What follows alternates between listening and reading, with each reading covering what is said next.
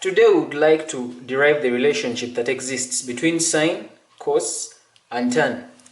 This is Kisembo Academy, and thanks for tuning in. Now, to derive this relationship, we shall consider this right angle triangle you're seeing right in front of your screen. This right angle triangle has got a hypotenuse, AB. It has this side AC, we shall label N, and it has this side BC, we shall label M.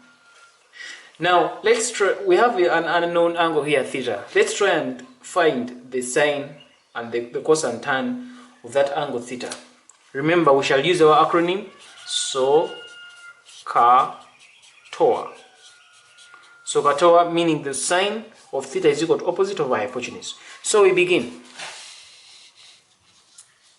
that the sine of this angle theta is going to be opposite which is n over the hypotenuse, opposite over hypotenuse. Now we do not know the hypotenuse yet.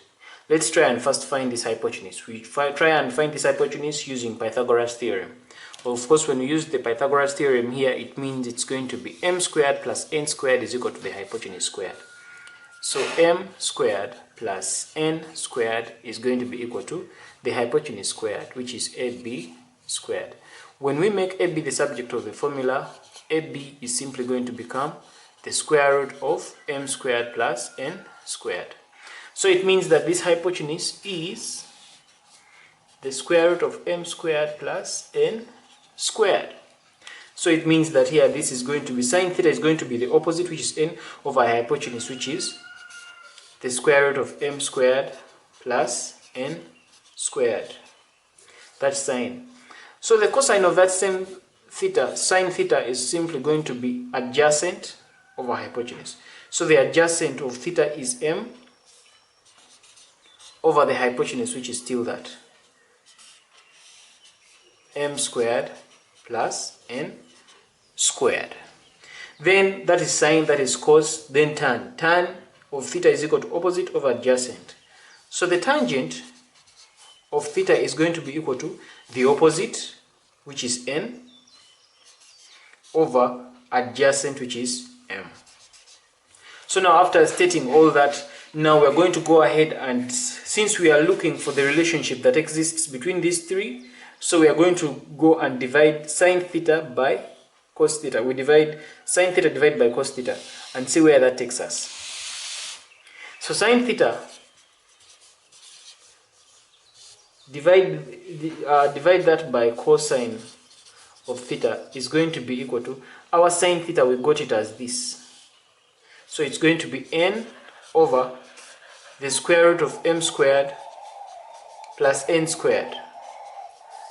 Divide that by cos theta. Cos theta is m over the square root of m squared plus n squared. So of course, where there is division of fractions, we find the reciprocal of this. So it's going to become n, divide that by the square root of m squared plus n squared, multiply that by the reciprocal of this, which is m squared plus n squared, divide that by m. And of course, by mathematics, what happens to that is this will cancel with that.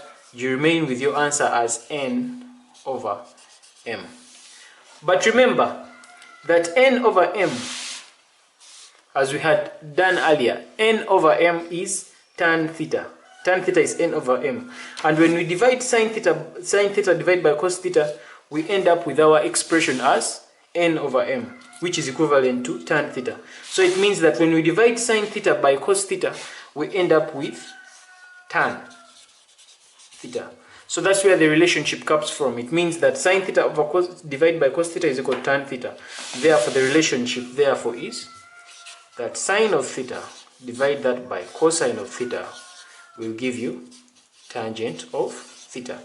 And that is how we derive that relationship. Please remember to share this video on other video sharing platforms, and also subscribe and hit that like button. Thanks for watching, and this is Arnold Rangakuramya for Kisembo Academy.